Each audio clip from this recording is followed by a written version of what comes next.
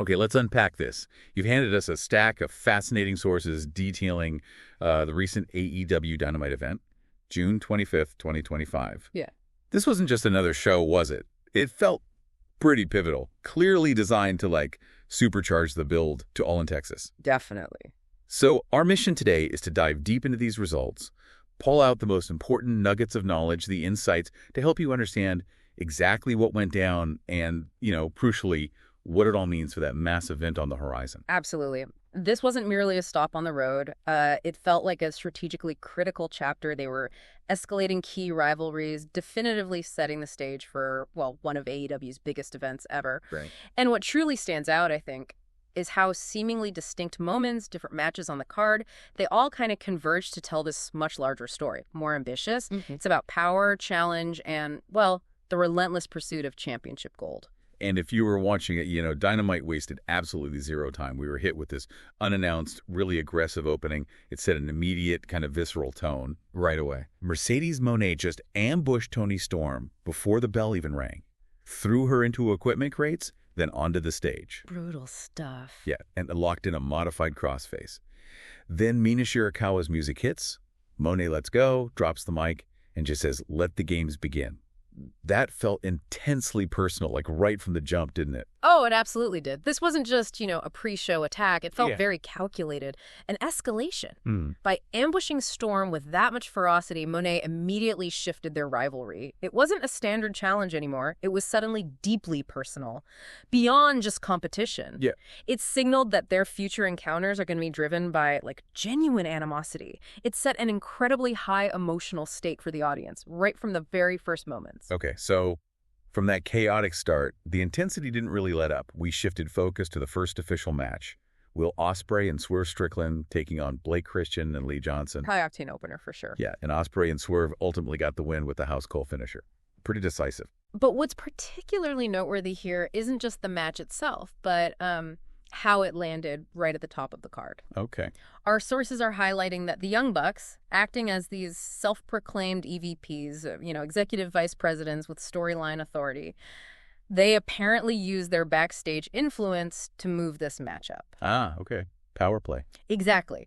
But the real fireworks, the big strategic play, happened after the match. Swerve and Ospreay directly challenged the Young Bucks to a match at AEW All In. Right. And Ospreay explicitly said they wanted the Young Bucks EVP titles on the line. Wow, okay. Not just a match, but for the power itself. Precisely. Security had to intervene, but the Bucks wouldn't give a direct answer right then. Instead, they hit Swerve with a 1-week suspension, without pay. For what? Claiming he put his hands on an AEW official during the challenge. That's a bold move, directly challenging the EVPs like that. But is this a genuine power struggle we're seeing, or do you think there's maybe a strategic layer here we're not fully seeing yet? What's the real play from Swerve and Ospreay? Well, I think it's more than just about getting a match. It feels like a direct assault on the Young Bucks' legitimacy as EVPs. Okay. They're undermining that perceived backstage influence, questioning the very foundation of their power within AEW. Swerve and Ospreay are basically saying, if you claim to run things, prove it against us, with your power actually on the line. Right.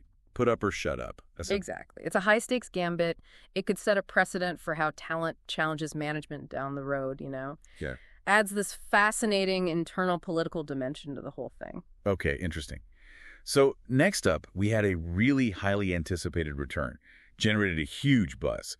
Kota Ibushi back in action against Trent Beretta. Yeah, the crowd was loud for that one. Big Ibushi chants as he made his in-ring AEW return. And he got the win, a significant one with a running knee. Looked good. He did. But the true significance, the real story beat here, emerged immediately after the bell. Okay. Kazuchika Okada's music hits. He comes out, confronts Ibushi right there in the ring. Huge stare-down moment. Massive reaction from the fans. You could hear it.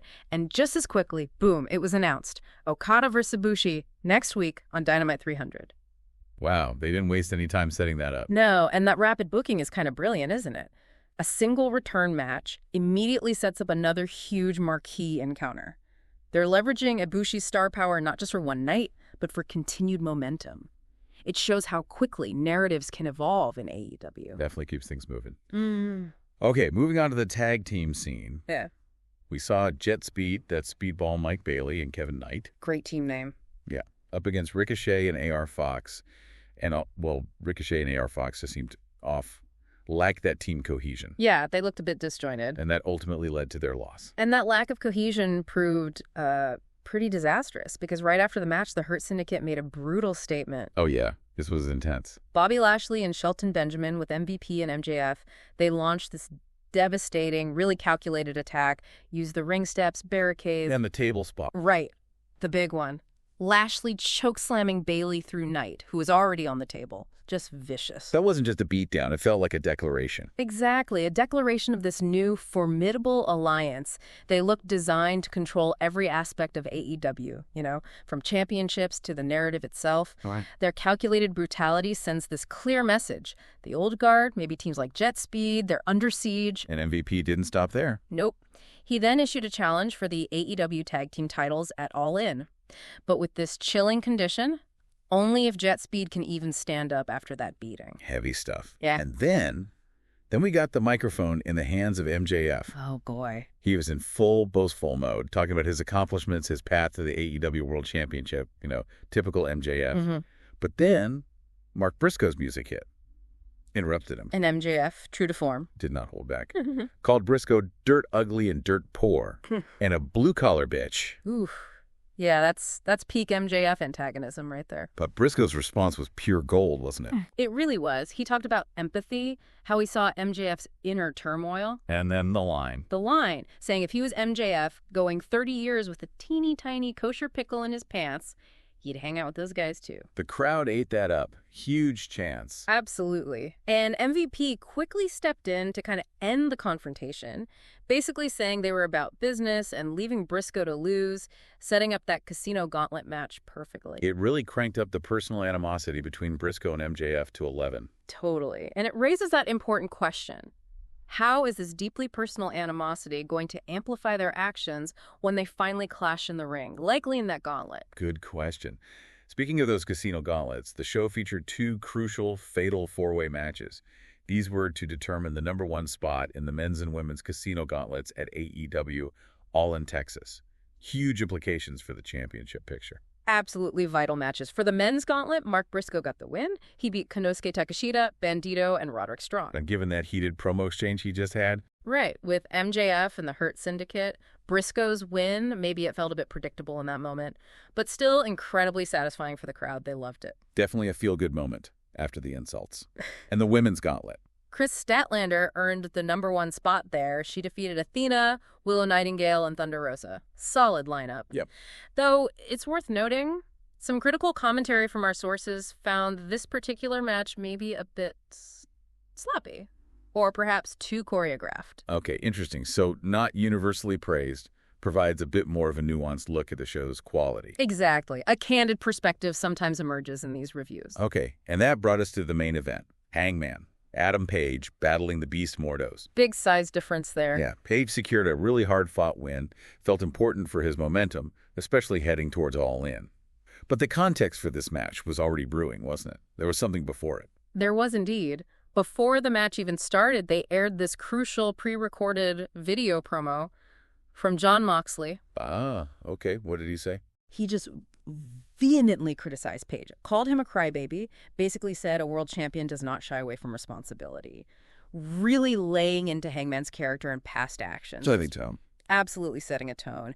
And that pre-match commentary is just crucial for understanding the absolute chaos that unfolded next. Because right after Page's win, hand raised, feeling good, lights out.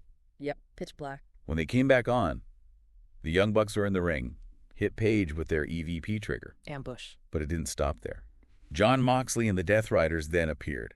Moxley used a steel chair, even a chain, started choking Page with the chain. Just pure brutality. Escalation again. The whole arena just erupted into this massive brawl. Will Ospreay, Smojo, Hobbs, Shibata. Everyone rushed out to clear the ring. Dynamite went off the air, just amidst pure pandemonium. Total chaos. That wasn't just a brawl, it felt like. Yes. Like a declaration of open warfare for the soul of AEW. Do you see this as like a calculated maneuver by Moxley and the Bucks, or has the animosity just genuinely boiled over into chaos that maybe even they can't fully control now? It felt like both, frankly. That main event brawl wasn't just random chaos. It really did feel like a visible declaration of open warfare for the soul of the company. Yeah.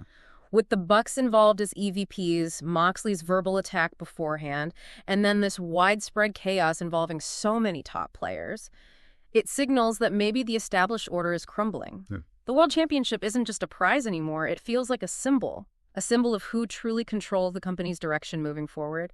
It suggests that at All In, we're not just looking at individual matches, but maybe a full-scale company-wide conflict for dominance. Alliances are shifting. Every champion's reign could be under threat. It's unpredictable. Wow, what a night. Seriously.